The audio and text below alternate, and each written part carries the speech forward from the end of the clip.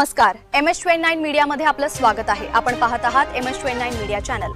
लोणी गावात दारूबंदीची मागणी, ठाणेदार आणि यांना महिलांचे सामूहिक निवेदन।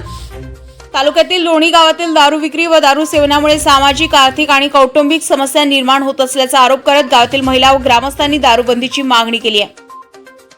उपसरपंच अमोल पंडितराव वारगे यांच्या नेतृत्वाखाली महिलांसह ग्रामस्थांनी सोमवारी आर्णी पोलीस ठाण्यात जाऊन ठाणेदार संजय खंडारे यांना निवेदन देत गावातील दारू विक्री तातडीने बंद करण्याची मागणी केली आहे। निवेदनात म्हटलं आहे की गावात दारूची विक्री व सेवन वाढल्याने अनेक कुटुंबांना विविध समस्यांना सामोरे जावे लागत आहे। दारूच्या व्यसनामुळे कुटुंबात वाद, आर्थिक नुकसान तसेच महिला व मुलांना त्रास सहन करावा लागत असून त्याचा गावातील सामाजिक वातावरणावरही विपरीत परिणाम होत आहे। त्यामुळे गावातील महिलांच्या सुरक्षतेसह कुटुंबाचे आर्थिक स्थैर्य आणि गावातील शांततामय वातावरणासाठी दारूबंदी करणं आवश्यक असल्याचं ग्रामस्थांनी नमूद केलं।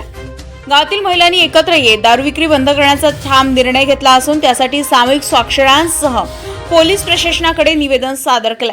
गावातील दारू विक्री व परवान्याबाबत शासनाच्या नियमानुसार आवश्यक कारवाई करावी तसेच दारूबंदीची अधिकृत प्रक्रिया सुरू करून महिला मतदारांच्या मागणीची पडताळणी करावी। आवश्यक असल्यास नियमानुसार मतदानाची प्रक्रिया राबवावी अशी मागणीही निवेदनातून करण्यात आली।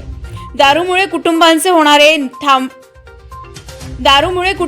होणारे नुकसान थांबवण्यासाठी प्रशासनाने या मागणीची गांभीर्याने दखल घेऊन लोणी गावात दारूबंदीच्या दिशेने तातडीने कारवाई करावी अशी अपेक्षा ग्रामस्थांनी व्यक्त केली।